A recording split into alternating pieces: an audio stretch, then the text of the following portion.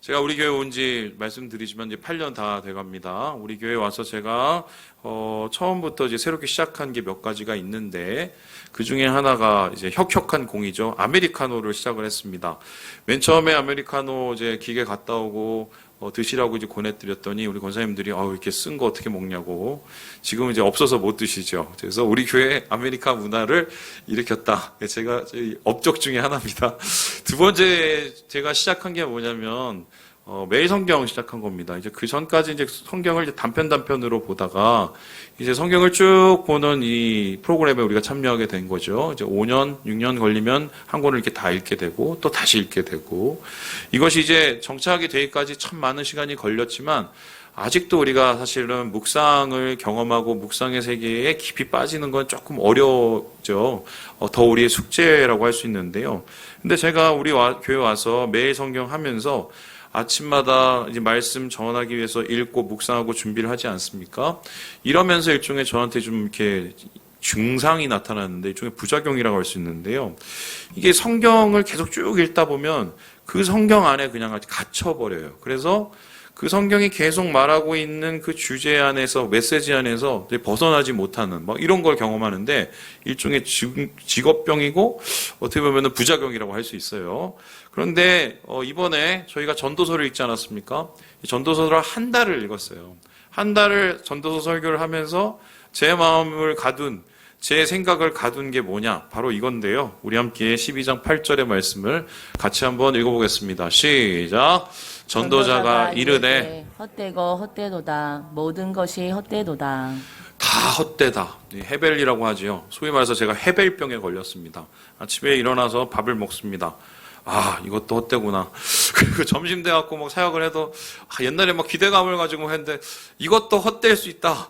그리고 무엇을 또 노력해서 뭔가를 얻으려고 해서도 이것도 잠시 잠깐 지나가면 또 아무것도 아니겠지. 이런 이제 마음이 생기는 것입니다.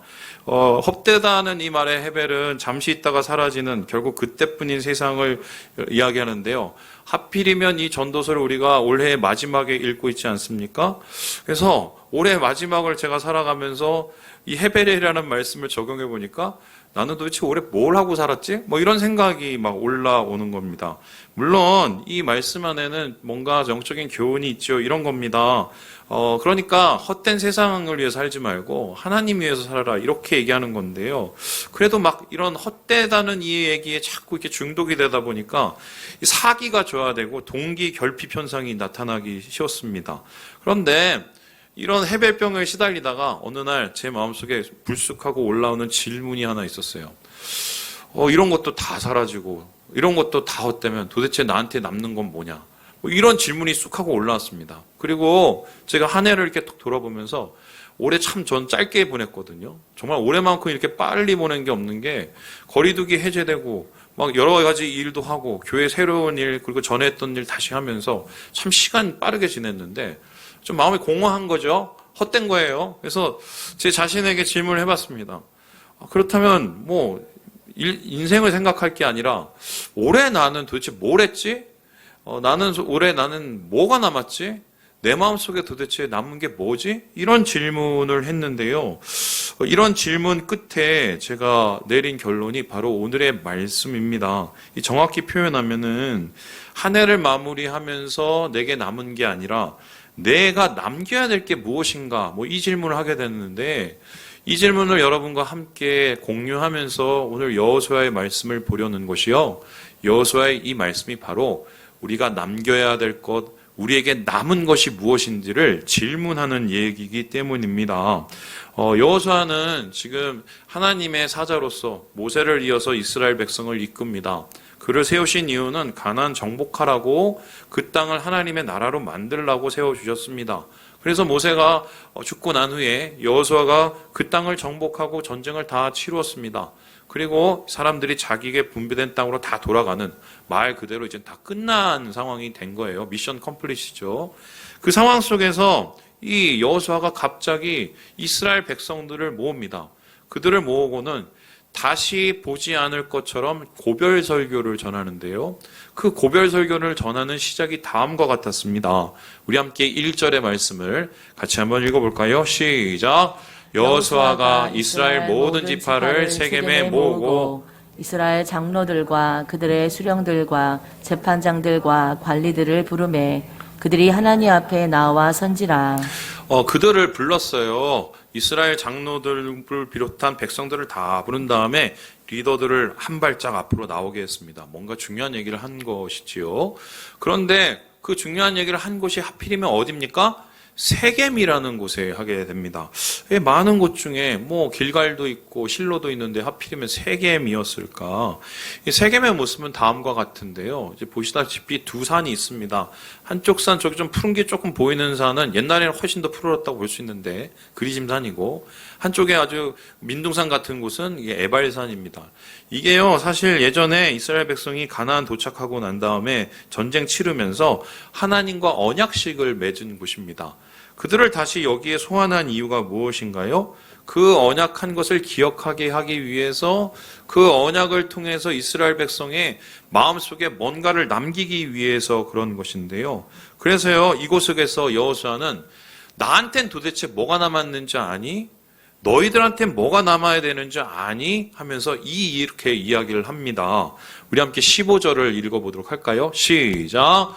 만일 여호와를 섬기는 것이 너희에게 좋지 않게 보이거든 너희 조상들이 강 저쪽에서 섬기던 신들이든지 또는 너희가 거주하는 땅에 있는 아모리 족속의 신들이든지 너희가 섬길 자를 오늘 택하라.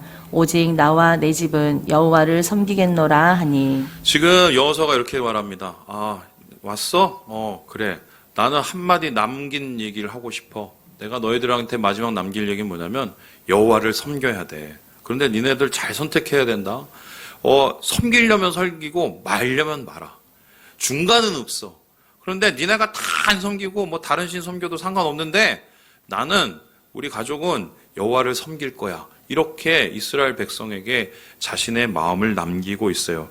이거는요, 의의 말씀이고요, 협박에 가까운 말씀입니다. 뭐 쉽게 설명 이런 건데요. 우리 가끔씩 우리 교육자들하고 이제 짜장면 먹으러 가지 않습니까? 이제 가서, 여기 메이찬이라고 있어요. 거기가 이제 요리가 맛있는데, 가갖고 이제, 메뉴판을 탁 펴니다. 그리고 나서는, 자, 뭐 드실래요? 마음껏 드세요. 이러고 놓고, 저는 짜장면, 이러면, 이제, 맨 처음에는 흑밥 먹다가 나중에는 다 줄여서 뭐 짜장면, 짬뽕, 목사님 전 1,000원 더 내고 백짬뽕 먹을 거예요. 이런 분위기예요. 그러니까, 이스라엘 백성 모아놓고는 굉장히 그들에게 압박을 주는 건데요. 이 사실 시기상으로 보면 이런 얘기 할 때가 아닙니다. 왜냐하면은, 이스라엘 백성이 험난한 광야길을 걸어와서 가나안에 도착해서 힘들게 싸워서 이겼단 말이에요. 그리고 그 승리의 기쁨을 만끽하면서 지금 각자의 집으로 돌아가면 지금 박수 쳐야 될 때예요. 아이고, 너희들 너무 수고했다. 너희들 너무 잘했다. 야, 우리 축하 한번 해보자. 이렇게 샴페인을 터뜨려야 될 이 자리에서 지금 겁박을 한 겁니다. 섬기든지 말든지 둘 중에 하나에 나는 하나님 섬길 거야. 이러면서 이스라엘 백성에게 뭔가의 굉장한 중단한 결단을 요구하는 것이죠. 이렇게 말한 이유가 무엇일까요? 바로 이것이 여호수아에게 남은, 자기 인생을 다 거치면서 유일하게 남은 한 가지였기 때문이에요. 영적인 자산이었는데요. 여호수아의 영적 자산은 뭐냐? 오늘 이 말씀에서 나오는 것이 여호와를 섬기는 것이었습니다. 이 섬긴다는 이 단어는요, 다음과 같은데요. 아바드라는 단어인데, 이것이 사람과 사람 사이에서 얘기가 되면 종이 주인을 섬기는 것을 뜻하고요. 하나님과 사람 사이의 얘기가 되면 예배하는 것, 주를 위해 사는 것, 헌신하는 것을 의미합니다. 이 섬긴다는 이 아바드라는 단어가 14절에서 24절까지 총 14번이 나옵니다. 그만큼 중요하다는 것이요. 그는요, 견뎌냈습니다. 싸웠습니다. 이겼습니다. 그런데 돌아보니까 광야길 걸어온 것도 대단한 것이었지만 내 인생에 그게 별로 중요하지 않다는 것을 깨달은 거예요. 그리고 요단강 건너서 싸운 것도 참 대단한데 그런 승리가 내 삶을 돌아보니까 그렇게 대단하지 않았던 것을 깨달은 겁니다. 심지어는 내가 그것을 통해서 승리의 기쁨으로 땅을 분배받았지만 그런 업적조차 나에게 별로 대단한 게 아니라는 걸 깨달은 거예요. 그런데 한 가지 내가 결코 부인할 수 없는 내 영혼에 남아있는 것은 무엇이냐? 내가 하나님 섬긴 거, 그것이 내 마음속에 남았고 나는 이것들 너희들한테 남기고 떠나고 싶다고 이야기를 한 겁니다. 하나님을 섬긴다는 것은 무엇입니까? 하나님과의 관계 속에서 내가 하나님 앞에 반응하고 하나님을 놓치지 않은 것을 뜻하는데요. 오늘 우리는 이 섬긴다는 이 단어, 여호수아가 남긴 이 영적인 자산과 유산을 우리가 살펴보면서 여기에 담긴 정말 우리의 마음속에 절대로 버리지 말아야 될, 남겨야 될, 특별히 이 한 해의 끝을 살고 있는 우리가 우리의 마음속에 다시 붙잡아야 될 이 영적인 자산이 무엇인지를 살펴보려고 합니다. 그 첫 번째, 이 여호수아가 남긴 것은 무엇일까요? 우리 같이 한번 읽어보겠습니다. 시작! 은혜. 이 섬기다는 이 단어, 여호수아가 남긴 영적 자산과 유산에는 은혜라는 말이 숨어 있었습니다. 왜입니까? 왜 우리가 하나님을 섬겨야 됩니까? 왜 우리가 하나님을 예배해야 됩니까? 아니면 혼날 것 같아서요? 아니에요. 하나님께서 우리에게 그동안 은혜를 베푸셨기 때문에 하나님을 섬기는 겁니다. 그래서 은혜라는 것은 하나님을 우리가 섬길 수밖에 없는 이유고, 우리가 그동안 인생을 살아오면서 유일하게 남은 우리의 시간의 해석이에요. 우리 함께 17절의 말씀을 같이 한번 읽어보겠습니다. 시작! 이는 우리 하나님 여호와께서 친히 우리와 우리 조상들을 인도하여 애굽 땅 종되었던 집에서 올라오게 하시고 우리 목전에서 그 큰 이적들을 행하시고 우리가 행한 모든 길과 우리가 지나온 모든 백성들 중에서 우리를 보호하셨음이며. 여호수아는 이스라엘 백성에게 이 이스라엘의 역사를 아브라함 때부터 쭉 읊어내리기 시작합니다. 아브라함 때부터 시작해서 출애굽의 사건, 광야의 사건, 그리고 이 가나안 정복의 사건, 그것을 다 얘기하면서 나는 여기에서 은혜를 발견했다. 은혜롭기 때문에 하나님을 섬길 수밖에 없다고 얘기합니다. 이스라엘의 지난 역사가 왜 은혜일까요? 이 말씀을 잘 살펴보면 몇 가지 이유가 있는데요. 첫 번째로 그들은 원래 우상숭배자들이었습니다. 하나님 섬기려고 할 수 있는 사람들이 아니었어요. 불신 가정 속에서 태어난 사람이 아브라함이었습니다. 아브라함 메소포타미아에서 우상 만들던 아버지 밑에서 자란 사람이었어요. 그런 사람을 끄집어내놓고 하나님의 자녀라고 믿음의 조상이라고 세워놨으니 처음 시작 자체가 바로 은혜였어요. 뿐만 아니라 출애굽을 했습니다. 여러분, 제가 질문해 보겠습니다. 출애굽을 하면서 이스라엘 백성이 한 게 뭐가 있습니까? 아무것도 없어요. 하나님이 10가지 재앙할 때 그냥 보기만 했고요. 홍해 열어주시니까 가기만 했고요. 광야에서 만나 떨어지니까 먹기만 했습니다. 그게 이스라엘 백성의 모습이었어요. 그래서 출애굽을 모두 한 게 지가 잘라서 한 게 아니라 누가 해줬어요? 하나님이 해줬어요. 이러한 하나님의 은혜를 경험하고도 이스라엘 백성은 어떻게 했습니까? 광야에서 여러 번을 하나님을 배신을 했습니다. 10번을 넘게 배신을 합니다.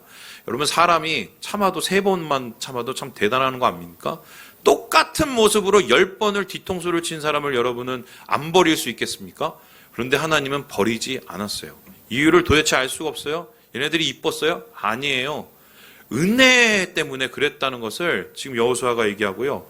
그리고 가나안에 도착해서도 하나님께서 약속하신 대로 정복전쟁을 하게 하시고 승리하게 하셨습니다. 참고로 말씀드리면 이스라엘 백성은 전투 경험이 없고요. 오합지졸에 불과했어요. 그런 그들이 그곳에서 견고한 성읍을 가지고 있었던 그 많은 백성들과 싸워서 이긴 이유가 뭐냐? 하나님이 이기게 해주셨기 때문이에요.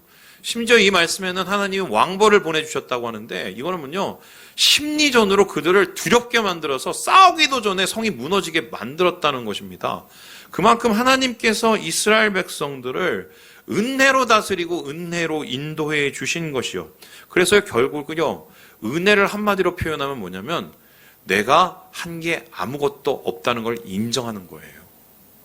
내 인생에서 내가 한 게 아무것도 없다는 걸 인정하는 게 이게 은혜입니다.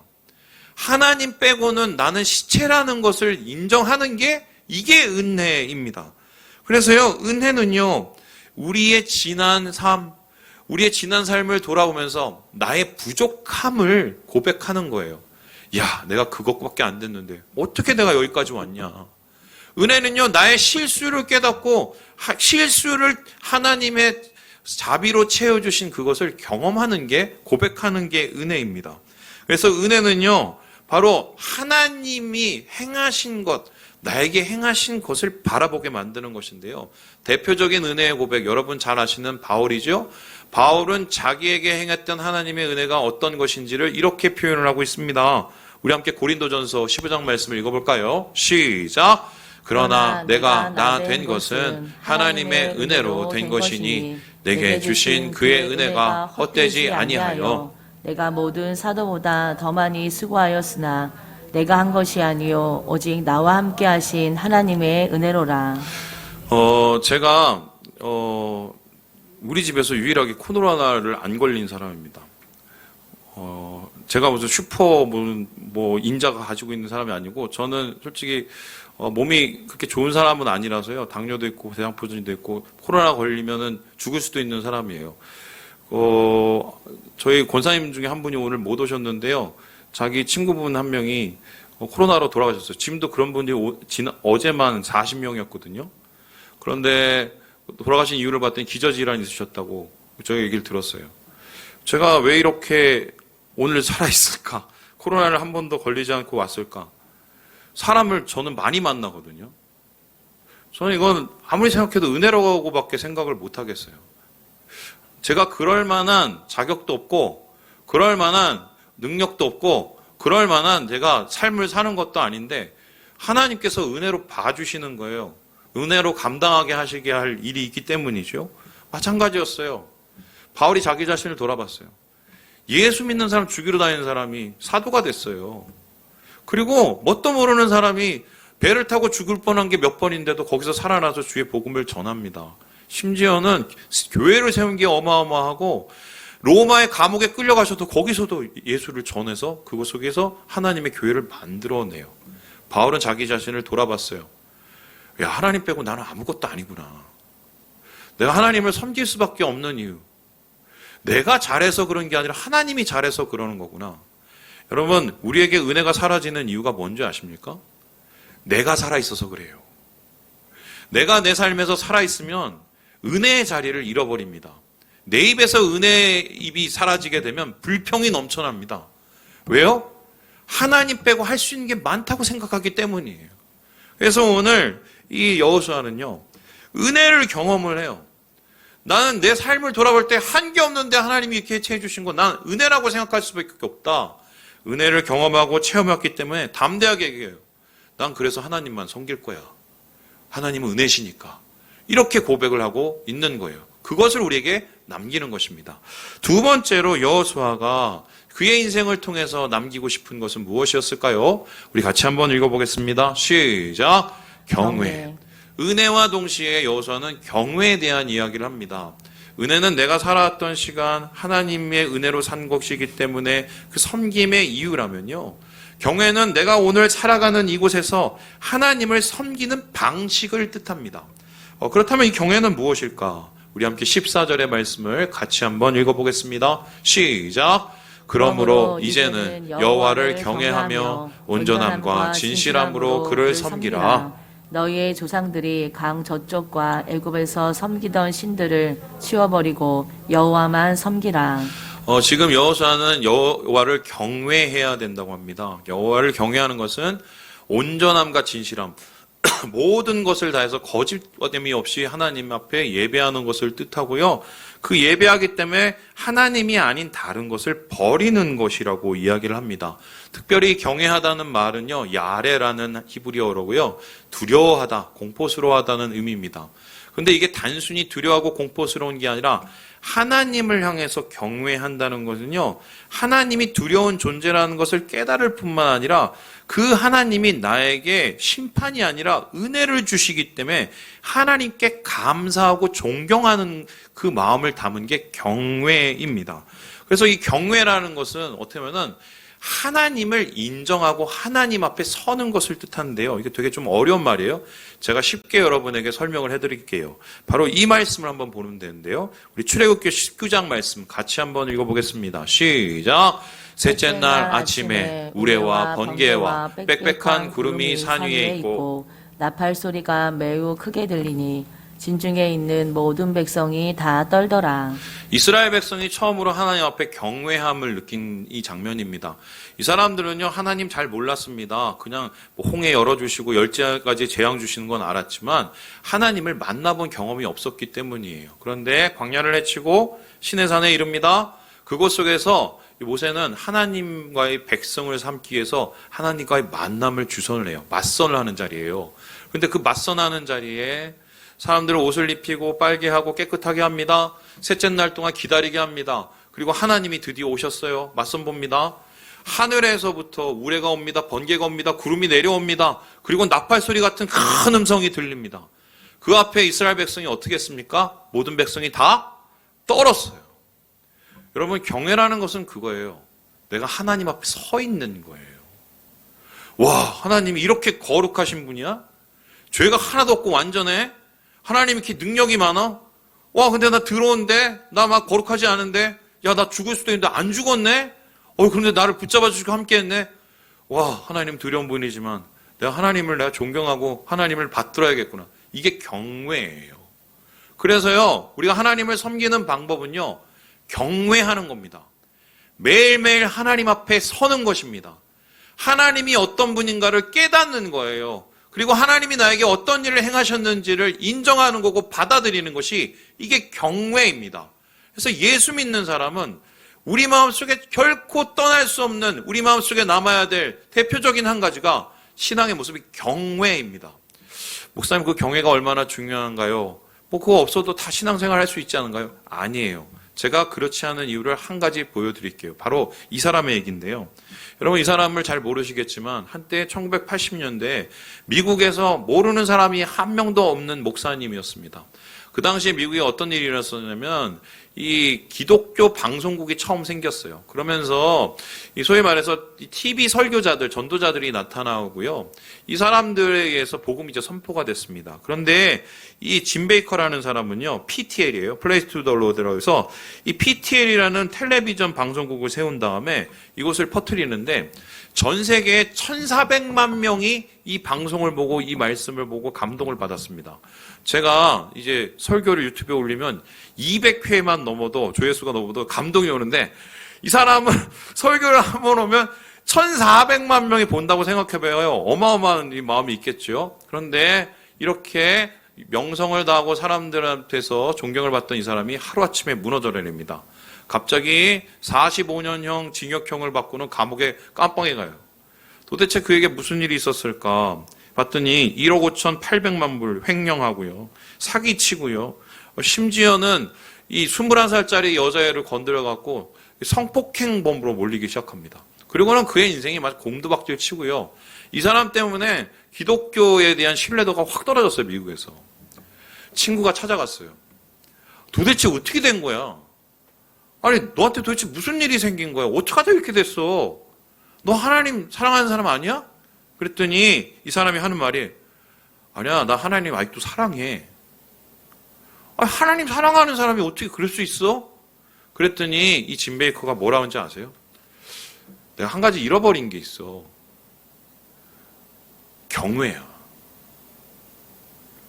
하나님을 두려워하는 마음이 없으면, 하나님께 경외하는 마음이 없으면요, 여러분, 교회 생활 암만 해도 죄 짓고 엉망진창으로 살 수 있습니다. 내가 하나님 알고 신앙생활 한다고 얘기를 하면서도 얼마든지 세상보다 더 악해질 수가 있어요. 우리나라 지금 한국 현실 보세요, 교회를요. 우리 한국교회가 잃어버린 게 뭡니까? 한국교회 성도들이 잃어버린 게 뭐예요? 목사들이 잃어버린 게 뭡니까? 경외예요.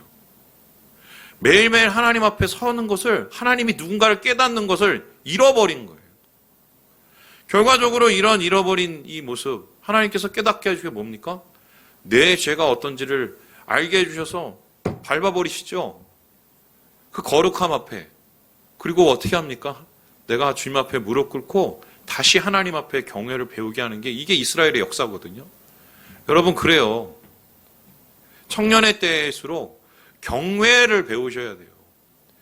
우리가 매일매일 말씀 앞에 서야 되고 하나님이 어떤 분이신 것을 매일매일 깨닫지 않으면 내 인생이 어떻게 흘러갈지 몰라요. 그래서 여러분, 경외를 여러분의 영혼의 지문으로 삼으셔야 돼요. 아예 그냥 타투를 하세요, 경외를. 주님을 앞에 서는 그 말이 마음이 내 안에 떠나지 아니하도록. 그것을 여호수아가 이스라엘 백성에게 남기고 있는 것입니다. 마지막으로 여호수아는 이스라엘 백성에게 이러한 영적 자산을 남기는데요. 우리 같이 한번 읽어볼까요? 시작! 충성. 은혜는 섬김의 이유라면 경외는 섬김의 방식입니다. 그렇다면 충성은 무엇일까요? 섬김의 미래죠. 내가 그 섬길 것을 결단하는 것을 의미합니다. 우리 함께 16절의 말씀을 같이 한번 읽어보겠습니다. 시작. 백성이 대답하여 이르되 우리가 결단코 여호와를 버리고 다른 신들을 섬기지를 아니하오리니. 지금 이 여호수아의 질문 앞에 백성들이 이야기합니다. 아유, 무슨 소리세요? 저희도 다 하나님 섬길 거예요. 저희도 하나님 다 경험했고요. 하나님 어떤 분인 줄 알고요. 하나님 또 얼마나 무섭고 은혜로운 분인지 다 아는데 어떻게 우리가 하나님 버립니까? 우리 하나님 섬길 거예요. 그리고 결단코 떠나지 않을 거예요. 이러면서 여호수아에게 약속을 합니다. 그런데 이런 약속을 들었던 여호수아가 어떻게 합니까? 야, 뻥치지 마. 그거 다 거짓말이야. 새빨간 거짓말이야. 진심으로 고백을 하는데도 이스라엘 백성을 향해서 야, 니네 한 말, 니네 다 어길걸? 니네 그거 엉망진창인걸? 이렇게 얘기를 합니다. 이러한 이 여호수아의 반응을 이 트렌트 버틀러라는 교수가 뭐라고 하냐면요. 구약에서 가장 충격적인 구절이라고 얘기를 합니다. 이런 건데, 저 하나님만 섬길 거예요. 뻥치지 마. 저 하나님만 신뢰할 거예요. 거짓말하지 마. 이렇게 얘기하고 있다는 거예요. 아니, 좋은 마음에 진심된 마음으로 하면은 칭찬을 해줄 것이지 왜 그딴 식으로 얘기하지? 도대체 이 마음속에 뭐가 꼬였길래 그럴까? 이렇게 생각할 수 있는데 여기에 대해서 송병현 교수가 이렇게 이야기를 하고 있어요. 우리 같이 한번 읽어볼까요? 시작.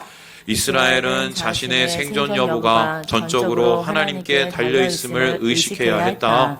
그들이 아무리 맹세를 하고 다짐해도 하나님께서 함께 하시면서 축복하지 않으면 이스라엘은 민족으로 존재할 수 없었다.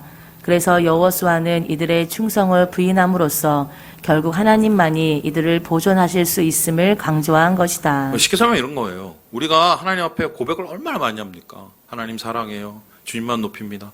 아마 여기서 우리 열림이 우리 이번에 수련회 가서 우리 은혜 받고 그치? 아멘. 너 하나님한테 약속했지? 어떻게 됐어? 너 그때 진심이었지? 어떻게 됐어? 제가 지금 막 혼내는 게 아니에요. 저한테 똑같은 얘기예요. 제가 하나님 앞에 하나님 제 생명을 드리겠습니다. 하나님 제 인생을 드리겠습니다. 얼마나 뻥을 많이 쳤는 줄 아세요? 제가 그때는 진심이었어요. 감동이 막 올라오고요. 막 하나님에서 야, 내가 하나님 없으면 나 못 살아. 하루 지나고 이틀 지나고 한 달 지나고 1년 지나고 내가 언제 그랬지? 내가 그때 그랬었나? 이게 인간이에요.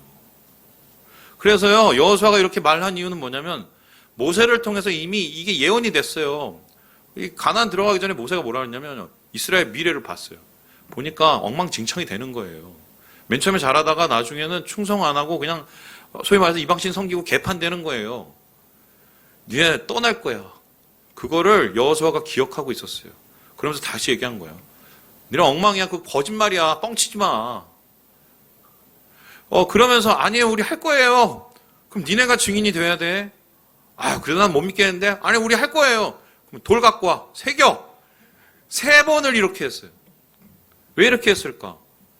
우리가 그만큼 연약한 사람들이기 때문에. 하나님 앞에 충성을 맹세하고 내가 섬김을 다짐해도 그때뿐일 수 있기 때문에 우리의 그러한 이 단편적인 삶을 너무 잘 알기 때문에 이스라엘 백성에 뭔가 한 가지를 말하고 싶었던 거예요. 우리의 의지로는 안 돼. 너네가 아무리 하나님 섬기고 하나님만 의지하려고 해도 그거 얼마 못 가. 그러니까 진짜 충성을 하려면 어떻게 해야 되냐? 내가 할 수 없다는 것부터 인정하라는 거예요. 내가 아무리 하나님 앞에 사랑하고 하나님을 높이고 하나님 위해서 산다고 해도 내 의지로는 이게 할 수 없다는 것부터 인정을 하라는 거예요. 그래야 하나님께서 우리를 붙잡아 주셔서 내가 충성하게끔 그 충성의 자리로 다시 옮겨 주신다는 거예요. 여러분, 똑같은 일이 있었죠. 베드로 한번 생각을 해보세요. 주님 위해서 제가 죽겠습니다. 무슨 소리세요? 같이 내가 십자가도 지고 막. 어떻게 됐습니까? 닭이 3번 울기 전에 전 몰라요. 그 인간이 누굽니까? 예수님 십자가 지러 가는데도 저 멀리서 쳐다보고 그런 인간이었습니다. 그런데 예수님께서 뭐라고 하셨습니까? 아니야, 너 알아. 너 분명히 부인할걸? 그리고 나서 뭐라고 하셨어요? 그런데 베드로야, 내가 나중에 너한테 다시 찾아갈게. 엉망진창이 되고 자기 충성이 망가진 베드로를 예수님께서 찾아오시죠? 너 아직도 나 사랑하냐? 그래, 난 네가 나 사랑하는 거 알아. 이 사람들보다 나를 더 사랑하지? 다시 그를 충성의 자리로 옮겨주세요. 그래서 저는 충성을 좀 다시 정의하고 싶어요. 하나님 앞에 의지를 드시면서 결단을 드리는 게 아니라요. 이거는요, 어떤 것이냐? 내가 하나님 앞에 붙어 있기로 다짐을 하는 거예요. 내가 엉망이 되는 그 자리에서도 하나님 앞에 붙어 있고, 내가 약해지는 그 자리에서도 하나님 앞에 붙어 있기로 작정을 하는 게 이게 충성이에요. 내가 충성할 수 없지만 하나님께 붙어 있으면 하나님이 충성의 자리로 초대해 주신다는 걸 그걸 믿기 때문입니다. 그래서요, 이 누가복음에서는 이 충성을 이렇게 이야기를 하고 있는데요. 우리 같이 한번 16장 말씀 읽어보도록 할까요? 시작! 지극히 작은 것에 충성된 자는 큰 것에도 충성되고 지극히 작은 것에 불의한 자는 큰 것에도 불의하니라. 내가 얼마나 작은 것에 무너질 수 있는지 알기 때문에 작은 것에도 하나님 앞에 붙어 있기로 그냥 다짐을 하는 거예요. 내가 떨어져도 또 붙어 있어야지. 그럼 하나님의 은혜로 나를 다시 일으켜 주실 거야. 내 고백이 하나님 앞에 진심이 되도록 하나님이 나를 붙잡아 주실 거야. 내가 올 한해 진짜 개판으로 살았는데 하나님 안에서 내가 다시 일어설 수 있도록 하나님이 그 충성의 자리로 그 작은 것에서 주님을 붙잡으려고 하는 그때 하나님이 나와 함께 해 주실 거야. 이것을 고백하는 게 이게 충성이라고 예수님께서는 우리에게 이야기를 하고 있는 것입니다. 말씀을 마칩니다. 여러분, 올 한해 어떻게 사셨습니까? 무엇을 위해 애쓰셨습니까? 그렇다면 여러분에게 무엇이 남으셨습니까? 오늘 여호수아에게를 통해서 우리가 얻는 인생에 남는 유산, 여호와를 섬기는 삶, 그 은혜, 경외하는 마음, 주님께 붙어있기로 다짐하는 그 충성을 잊지 않는 이 여호수아의 강력한 도전을 여러분 들으시고요. 주님의 은혜로 그 충성의 자리로 다시 돌아가시는 우리 모든 형제자매들 되시길 주님의 이름으로 축원합니다.